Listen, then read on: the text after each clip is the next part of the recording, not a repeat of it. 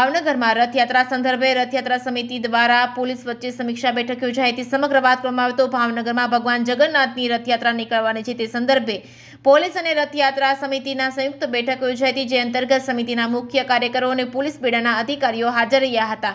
ભાવનગરના એસપી હર્ષદ પટેલની અધ્યક્ષતામાં રથયાત્રા સંદર્ભે રથયાત્રા સમિતિ તેમજ પોલીસ બેડા વચ્ચે એક બેઠક યોજાઈ હતી, જેમાં 17 કિમી લાંબા રૂટ ઉપર કેવી વ્યવસ્થા કરશે, અખાડા દ્વારા ક્યાં ક્યાં દાવ કરાશે, તેમજ ટ્રકમાં કેટલા લોકો બેસશે, તેમજ ઘણી બધી ચર્ચાઓ કરવામાં આવી હતી, જેથી રથયાત્રા શાંતિપૂર્ણ વાતાવરણમાં નીકળે। આ પ્રસંગે રથયાત્રા સમિતિના અધ્યક્ષ હરુભાઈ ગોંડલિયાએ જણાવ્યું હતું કે છેલ્લા 38 વર્ષથી રથયાત્રાનું આયોજન થઈ રહ્યું છે।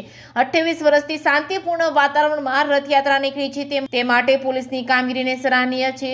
વધુમાં જણાવતા હરિભાઈએ જણાવ્યું હતું કે યાત્રાના દિવસે પોલીસ તેમજ સમિતિના કાર્યકરો જ એકબીજા સાથે સંકલનમાં રહેતા હોય છે, તે માટે આ બેઠક અનિવાર્ય બની જાય છે। જેકેએસયુ ગુજરાતી સાથે હિરેન ભાયાણી, ભાવનગર। ભાવનગરની અંદર છેલ્લા 38 વર્ષથી ભગવાન જગન્નાથજીની રથયાત્રાનું આયોજન થાય છે। આ વર્ષે 39મી વર્ષ છે। 39મી રથયાત્રા આગામી 7મી જુલાઈના રવિવારના રોજ ભાવનગરની અંદર પ્રસ્થાન થવાની છે।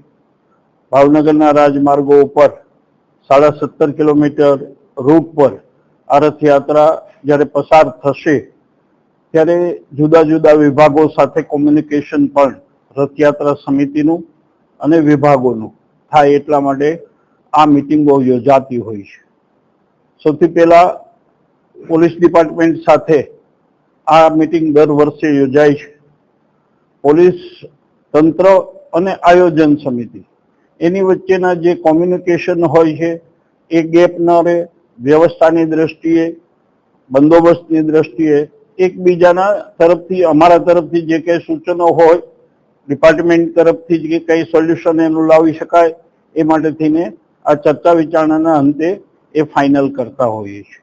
એ પ્રમાણે આજરોજ માનનીય એસપી સાહેબ હર્ષદભાઈ પટેલ સાહેબની અધ્યક્ષતામાં ડિવિઝનના બધા પીઆઈ સાહેબો, અમારી આયોજન સમિતિ, એની વચ્ચે આ મુદ્દાઓની છણાવટ અને ચર્ચાઓ થઈ અને ત્યાર પછી જ્યારે ડીએમ સાહેબની બેઠક થશે તે પહેલા જે પોલીસ ડિપાર્ટમેન્ટને લગતા છે એના ચર્ચાઓ કરી કે ફિલ્ડ ઉપર પોલીસ અને આયોજન સમિતિ મોસ્ટ ઓફ હોય છે અને એ કોમ્યુનિકેશનથી આ રથયાત્રા આટલા વર્ષોથી 95 પછી લઈને આજે 96 થી 2024 સુધી ખૂબ સારી રીતે અને પોલીસ ડિપાર્ટમેન્ટના ખૂબ જ સહયોગથી એક પોલીસ ડિપાર્ટમેન્ટ આ રથયાત્રાના આયોજન પૈકીનું જ કામ કરતા હોય એ પ્રકારે ભગવાનની અંદર સંપૂર્ણ શ્રદ્ધામય આ વાતાવરણની અંદર આ રથયાત્રા પસાર થાય અને ખૂબ સારી રીતે રથયાત્રા નીકળે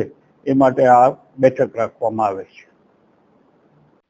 ભાવનગર જિલ્લા ખાતે 7 જુલાઈ 2024ના રોજ શ્રી ભગવાન જગન્નાથજીની 39મી રથયાત્રા યોજાનાર છે।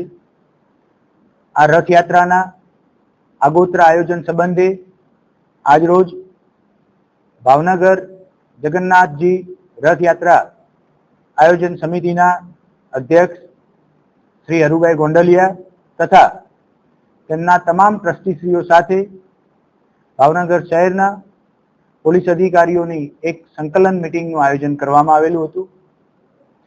આ આયોજનની મિટિંગમાં કુલ બંદોબસ્ત કેવી રીતે રાખવામાં આવે છે, રથયાત્રામાં અખાડા કેટલા જોડાય, મોટા વાહનો કેટલા જોડાય, ભજન મંડળી કેટલી જોડાય છે વગેરે બાબતે ચર્ચા કરવામાં આવી।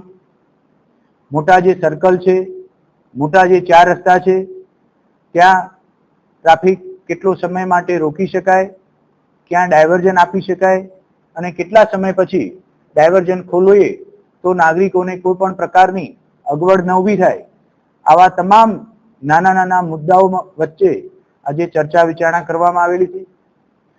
આ સંકલન સમિતિમાં પોલીસ અધિકારી અને રથયાત્રા આયોજન કમિટી તરફથી અલગ અલગ સુઝાવ અને અન્ય બાબતો ચર્ચા કરવામાં આવી। ખાસ કરી એક જ પ્લેટફોર્મ ઉપર કામ કરી શકીએ અને ભાવનગર શહેર ખાતેની રથયાત્રા કોઈ પણ પ્રકારના વિઘ્ન વગર ખૂબ હર્ષોલ્લાસની સાથે ઉજવણી થાય તે બાબતે બંને પક્ષે એકબીજાને મદદરૂપ થઈ સહકાર અને સંકલનની ભાવનાથી કામ કરીશું એવું આ સંકલન સમિતિમાં સર્વાનુમતે નક્કી કરેલું છે અને આ દિશામાં કમિટી અને પોલીસ ડિપાર્ટમેન્ટ તત્પર સાથે રહી અને આવનારી ભગવાન જગન્નાથની રથયાત્રા પૂર્ણ કરશે. ગુજરાતના બીજા નંબરની રથયાત્રા છે, પોલીસનો કેટલો બંદોબસ્ત રહેશે આ રથયાત્રાના રૂટ પર? પોલીસ બંદોબસ્ત માટે અત્યારે એની સ્કીમ પ્લાન ચાલી રહી છે. એના માટેથી અલગથી પ્રેસ કોન્ફરન્સ કરી અને બંદોબસ્તનું પ્લાન, બંદોબસ્તનો તારીજો આપ સર્વેને બોલાવી અને પ્રેસ કોન્ફરન્સ કરવામાં આવશે. રૂટ પર કોઈ સેન્સિટિવ પોઈન્ટ એ તમામ બાબતો હવે પછીની પ્રેસ કોન્ફરન્સમાં જણાવવામાં આવશે.